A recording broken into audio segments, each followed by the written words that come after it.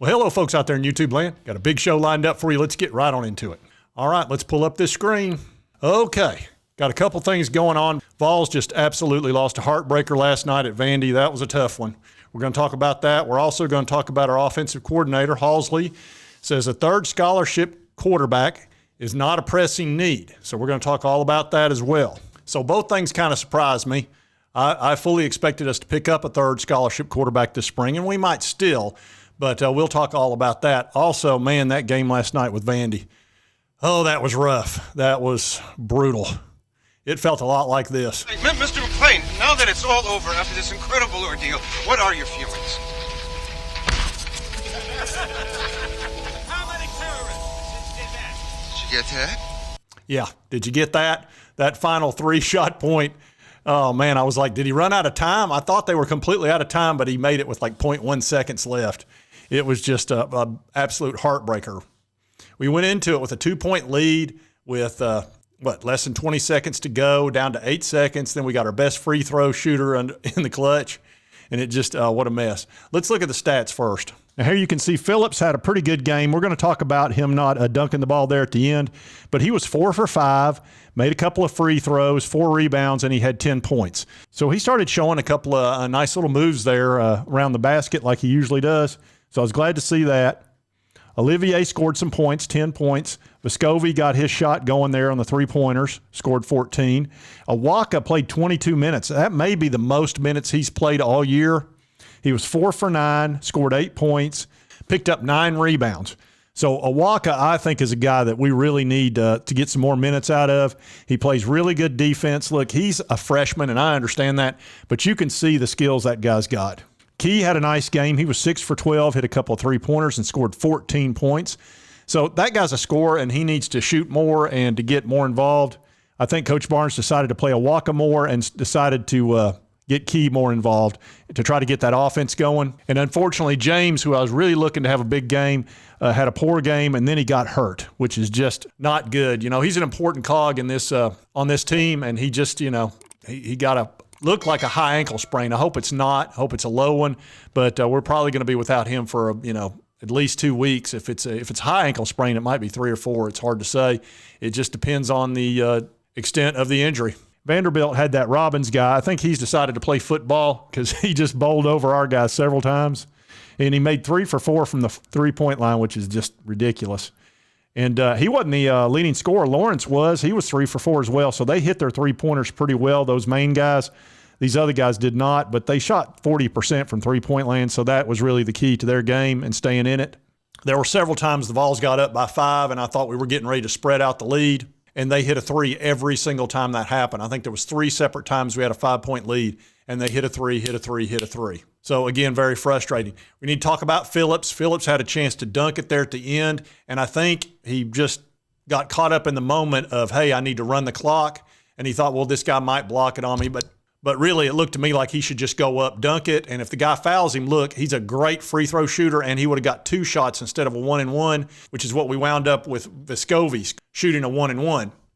And he made what looked like a good shot, hit the back of the rim, bounced back, and all of a sudden they got the ball with, 4 seconds left when they crossed the line. Then they go and set up a play, and they shoot the ball with 0.1 seconds left and wind up getting 3.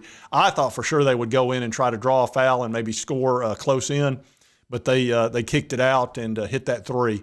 Coach Barnes said it was a blown defense because he was trying to make sure they didn't get a 3-point shot, and sure enough, they did. So a very frustrating night, and we started shooting the ball better. You know, we shot 46% and 36% from three-point line, but 46 is much better than we've been shooting. Like I say, Vandy got hot at the right time a few times and caught a break there at the end. And, hey, that happens. It's basketball. You let somebody hang around. Even if you got a 2-point lead in the ball with 8 seconds left, you can still lose if you screw up. So, unfortunately, that was a tough loss for us, and that kicked us down. We're probably out of the SEC running for winning the SEC this year with Alabama being undefeated. That put us 3 games back. I don't see it happening now. So we're probably going to have to try to win the SEC tournament, and we need to kind of get it turned around pretty soon. But Vandy showed up. I had a feeling they would. This was a big game for them. It's in-state, and they needed a win real bad, and they showed up, and they got one.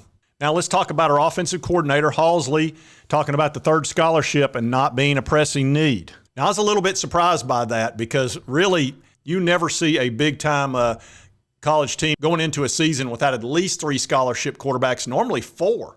So this is going to be tough going in without 3. Tell you he can with 3 vowels on him, not with 3 he can.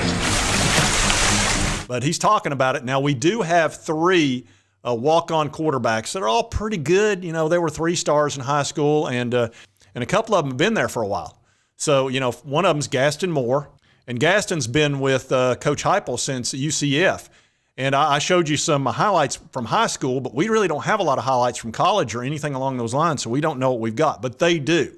So if they wind up going into the season without a third scholarship quarterback, they'll either probably make one of them the scholarship quarterback, or they feel a lot more comfortable with Gaston Moore or Navy Schuler. We also picked up a freshman coming in, Ryan Damron, who's a preferred walk-on, but he's just going to be a true freshman. So I don't see him playing a role as being a third string. That'd probably be down the line for him. So as of right now, we're going to be going in there with Joe Milton, who will almost certainly be the starter, and Nico will probably be the backup, obviously. And I'm sure there'll be a QB competition, but it really looks like Joe's got the lead there after that fine Orange Bowl game that he had. And now that Tavon Jackson has left for Indiana, it's a bit of a free-for-all for that third-string position, and we don't know what they know. They may be very comfortable with Gaston Moore. You know, he's been there for a long time and been with Coach Heupel, so we'll see. But that's going to be one to really watch closely. So hopefully the Vols can come back in their next game. So the Vols will be playing Missouri in their next game. I believe it's at 6 o'clock at Thompson Bowling, so that should be a game. They should win that game and kind of get a little bit more on track. But we got some big games coming up against Alabama. And then Kentucky. And we got to play at Kentucky. So, look, we got 2 big games after this Missouri game. Should be pretty interesting to watch. And they're going to be tough. Those are games we could lose. And the Vols need to take care of business and beat Missouri Saturday. And then they need to split those next 2 games between Kentucky at Kentucky and then Alabama, which is, you know, number 3 in the country. They need to win one of those 2. If they go goose egg next week, that's going to be rough. And that's going to hurt our ranking big time going into the NCAA, especially losing 2 of the last 3. And we'll see what happens with the third-string quarterback situation. They may still pick up a scholarship quarterback this spring. We'll see. There's going to be a bunch enter because you've got situations all over the country like, oh, I don't know what Ole Miss is going to do. They've got 3 guys that could be the starter and 3 guys that probably aren't good enough to be starters. You know, we'll see. That's kind of a weird place to be when you've got guys that are, you know, pretty darn good, but you don't have one great one. You know, you're really better off with the one great one and then a good backup. But, again, I think there's going to be a bunch of quarterbacks in the portal this spring, but I don't know if they're going to be looking for third-string duty. So we may end up with a walk-on that earns a scholarship, and that's okay. Look, these guys know what they're doing. Look, he's a former quarterback. He's not going to go into this season not having that position group in real good shape. So I think it'll get taken care of one way or the other. And if you like this content, be sure to hit that like button. Lets me know to continue to cover the Vols and the SEC. If you've not subscribed, it's right here on the left. Costs you absolutely nothing. Helps me out. Just boom. It's all you got to do. Takes care of it. And right over here is my most recent video. Fairly popular. Be sure to check that one out. And we'll see you next time on Sports Talk Jay.